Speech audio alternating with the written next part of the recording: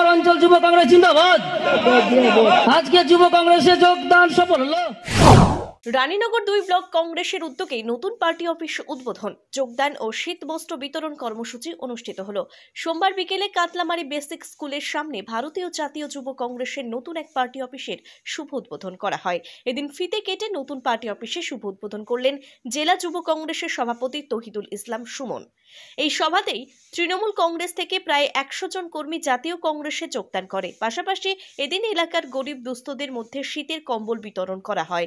এই কর্মসূচিতে উপস্থিত ছিলেন জেলা কংগ্রেসের সাধারণ সম্পাদক জাহাঙ্গীর ফকির, জেলা পরিষদের প্রাক্তন সভাধিপতি মোশাররফ হোসেন মধু, ডোমকল টাউন কংগ্রেসের সভাপতি প্রদীপ কুমার চাকি, রানীনগর 2 পঞ্চায়েত সমিতির সভাপতি কুদ্দুস আলী, রানীনগর ব্লক কংগ্রেসের সভানেত্রী মমতাজ বেগম হীরা সহ অন্যান্য নেতৃবৃন্দ উপস্থিত ছিলেন। রানীনগর 2 নম্বর ব্লকের কাতলামারি 1 নম্বর অঞ্চলের যুব কংগ্রেসের উদ্যোগে একটি দলীয় কার্যালয় উদ্বোধন করা হলো। পাশাপাশি আমাদের যুব কংগ্রেসের পক্ষ থেকে এবং ইরাদির সহযোগিতায়, মিলন ভাইয়ের সহযোগিতায় শীতবস্ত্র বিতরণ করা হয়। এই কাতলামারি 1 নম্বর অঞ্চলে কত প্রায় 250 জন। আসন্ন লোকসভা নির্বাচন, সেই লোকসভা নির্বাচনের আগে এমন আসন্ন লোকসভা নির্বাচন বলে না, আমরা সাধারণ মানুষের জন্য বরাবরই কাজ করে থাকি। এখন শীতে যারা অসহায় দরিদ্র মানুষ তাদেরকে সাহায্য করার লক্ষ্যেই কিন্তু আমাদের যুব কংগ্রেসের সৈনিকরা বরাবরই তৎপর এবং তারই প্রতিফলন হিসেবে আজকের এই শীতবস্ত্র প্রায় 100 জন যুব কংগ্রেস তৃণমূল ছেড়ে যুব কংগ্রেসের পতাকা তোলনে তারা যোগদান করবে। তারা তৃণমূল কংগ্রেসের।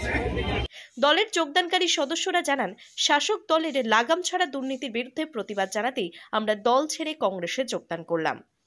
ব্যুরো রিপোর্ট, আজকাল বার্তা। না, এটা আমাদের কিছু সেরকম কিছু জানা নেই। কেউ হয়তো জানতে পারে, উনি হয়তো তার নজর থেকে বা তারের থেকে হয়তো কোথাও পেয়েছেন, কিন্তু আমার সেরকম কিছু জানা নাই যে তারা কেউ দলে থেকে দলে তৃণমূলে যাচ্ছে বা তৃণমূলের সঙ্গে যোগাযোগ করছে। এটা কিন্তু আমার জানা, আমি ব্লক সভাপতি হিসাবে আমার এটা নজরে নেই।